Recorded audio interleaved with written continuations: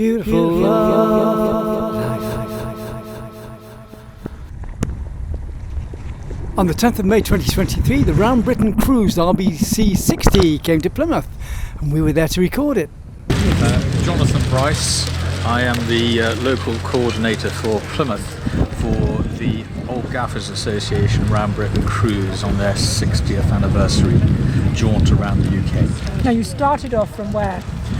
Started in Ramsgate on 27 April, making the way west. There was a planned stop in Cowes on the Isle of Wight, and then because the weather went bad, a lot of the boats put into Weymouth, which is why things are taking a little bit longer to organise here in Plymouth, and in fact the departure will now be delayed at least one day. So we're talking about thunderstorm and torment, tempest. I'm not so sure about the biblical explanation there, or the description, but we were certainly apparently talking about 60 mile an hour winds, and possibly even gusting up to 70 miles an hour, and caught one or two people by surprise a little bit, and others ran away from it. So, but we haven't had any casualties so far as we're aware. Going around Land's End can be tricky. Well, they've got to encounter that in the next few days, but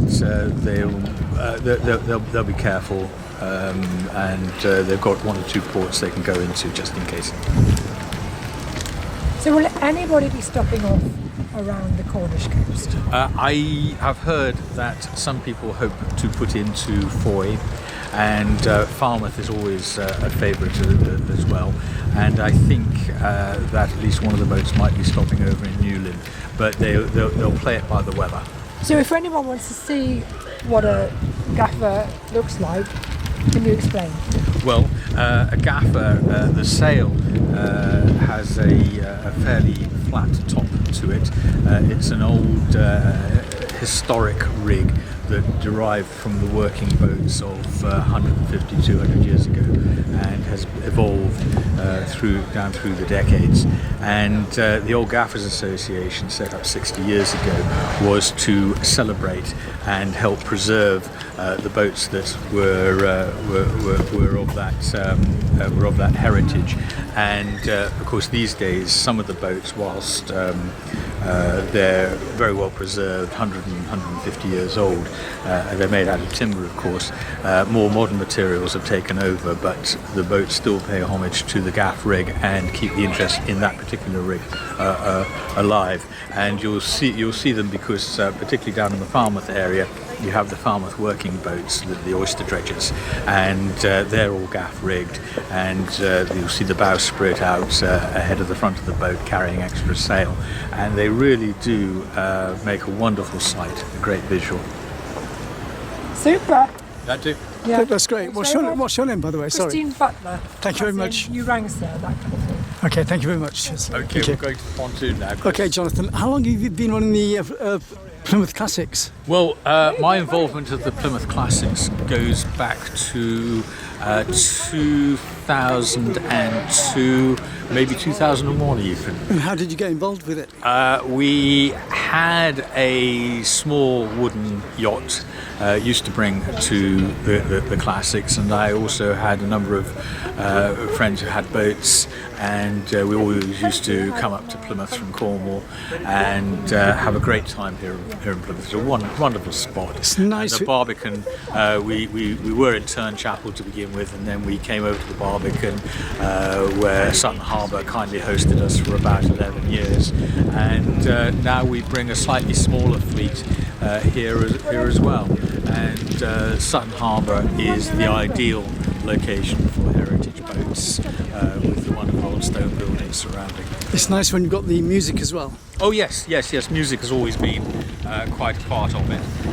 We've had a number of local bands play, and a lot of local musicians on the pontoons and on the boats. Yes. And it's been a wonderful thing over the years, because music and old boats do go together very well. Especially on balmy, warm afternoons. Oh yes. With the beer flowing. Yes.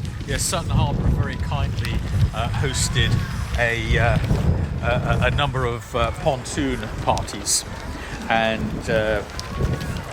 we've had various local musicians play.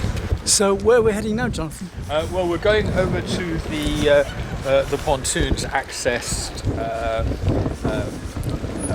via Guy's Quay, Right. and we'll have a look at some of the boats that have turned up on this Round Britain cruise to celebrate the old Gaffers Association's 60th birthday. And how many boats have we got coming in, do you think? Today I think we're going to have about 12. Yes.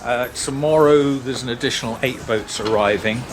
Originally 32 boats were booked in, but there have been a few casualties, a few incidents, and life has intervened for some. Well, we had some interesting thunderstorms yesterday, and I was next to getting caught in them. Yes. Well, 60-mile-an-hour winds off Cornwall, Yeah. and that was quite something. Hello. How's your sailing been? I've already got my Saltash. Have you really? So it's not too far then? No. You- I'm one of the locals. All right. Doing the round. Well, what's your name? Tony. I like Tony. At least you didn't get caught in the storms yesterday. Sorry? At least you didn't get caught in the thunderstorms yesterday. No, some people are struggling. I think it's half a dozen that are struggling to get past Salford. Yeah. The wind and the tide against us now. Okay. I'll just catch you with them and I'll talk to you later. Cheers. Thanks a lot.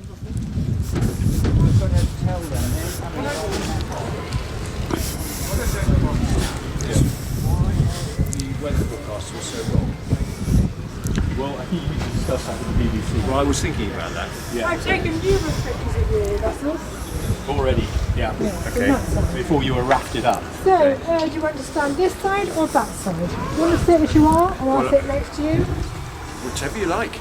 What you need to know is Kristen's looking for the rough riders. Yeah, I want you to be rough and ready. A real sea dog tail. Yeah, somebody who's gone through the 60-mile-an-hour Okay. winds and survive. You. Right. Right, climb off. Yeah, climb on. And I will. Woo.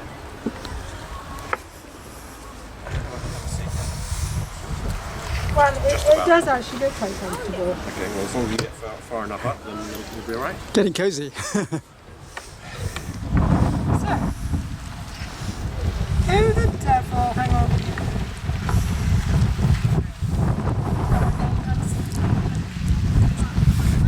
Is this live or is it being recorded? Re-recorded. Okay. Who the devil? Hi. Right, I'm Tim Brice, and I'm sailing a boat called Picardy 2, which is a 1949 Maurice Griffiths boat. And I was sailing it up from Helford to here to take part in this event for the few days. And the weather forecasts were entirely inaccurate. So we started off yesterday morning with no wind, which we should have had wind, so we had to motor for 3 hours. And then we sailed, or then I sailed for a little while, and then the weather dropped, wind dropped again. So I put the engine on, and then some wind got up. Not much, just a little bit. So I thought, we can sail, hurrah! I'm now 5 hours, 6 hours into this journey. And so the wind got up in the space of 5 minutes from almost nothing to about 60 knots. Now fortunately, because I had been motoring, my head sails weren't up.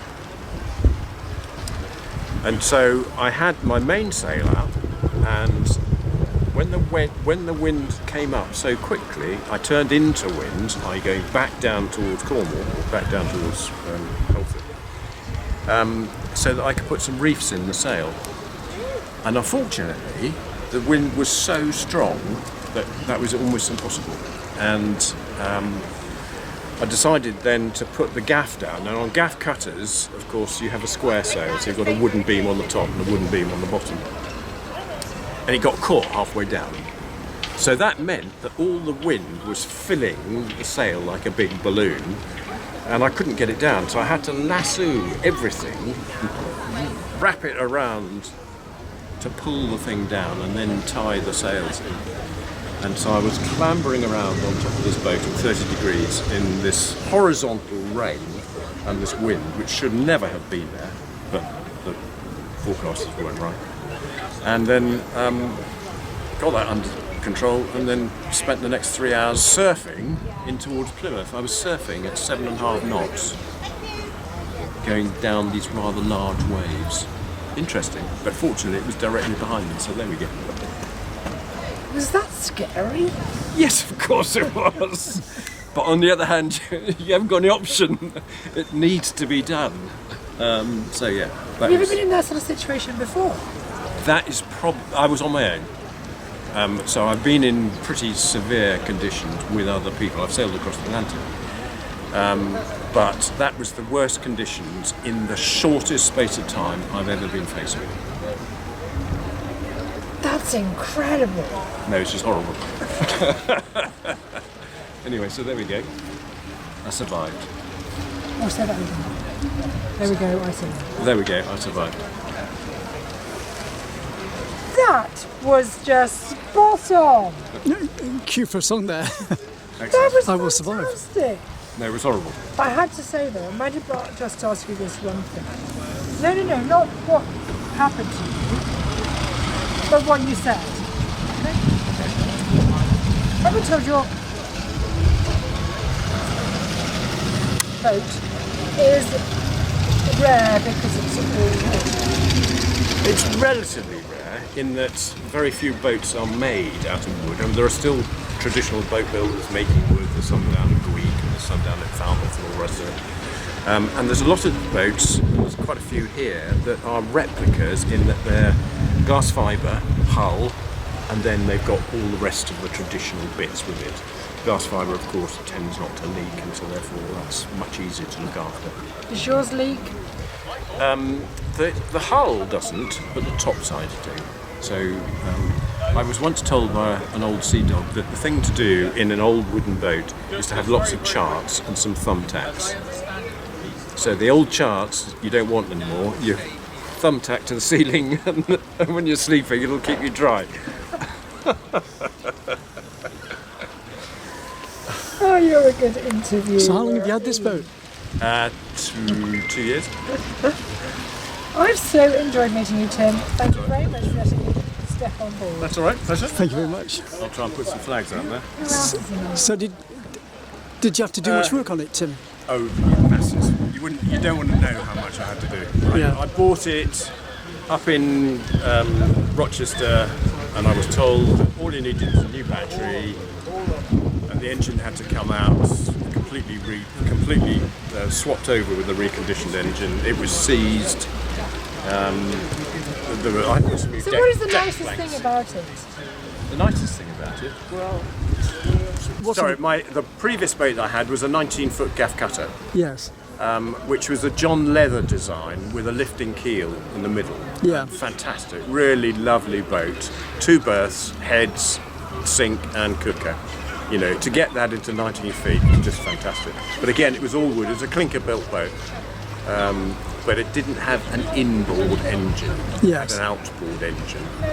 And so because I go up and down the coast, actually an outboard is not brilliant. You said earlier that you sailed across the Atlantic. Where have you been? Oh, I came across on a service boat from New York down to Gosport. Yeah. That was good. Other than that, you know, it's 23 days. There's nowhere to stop. It's 4 hours on, 4 hours off. You know. So how did you get into boating in the first place? My uncle and aunt had a boat in Cowes, but not in Cowes, in the other side of the water in Southampton, the Hamble. Right, okay, yeah. And Julian's getting ready to do some painting of a classical boat. Special thanks to BBC Radio Cornwall, Plymouth Gyn, Sutton Harbor Holdings, Jonathan Brice, the Plymouth organiser, and everyone involved in the Round Britain Cruise RBC 60 2023.